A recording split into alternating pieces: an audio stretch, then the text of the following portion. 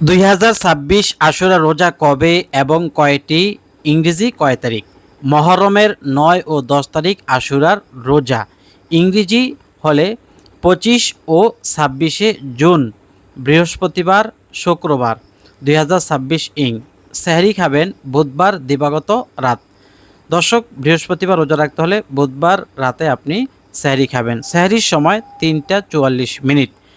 3টা 44 মিনিটের ভিতর আপনি 4 মিনিট হাতে রাখবেন, 40 মিনিট। 3টায় যদি আপনি ঘুম থেকে ওঠেন, 40 মিনিটে আপনার সেহরি খাওয়া শেষ হবে ইনশাআল্লাহ। ইফতার 6টা 47 মিনিট, অথবা যার যার এলাকায় আজান যে সময় দেয় ওই সময় আপনি ইফতারি করতে পারবেন। আর সেহরির সময়টাও আপনার নিজের এলাকা অনুযায়ী মুসলিম ডে অ্যাপে লোকেশন দিয়ে আপনি সেহরির সময়টা দেখে নিতে পারেন, অথবা আপনাদের এলাকার যেই ক্যালেন্ডার আছে সেখান থেকেও নিতে পারেন।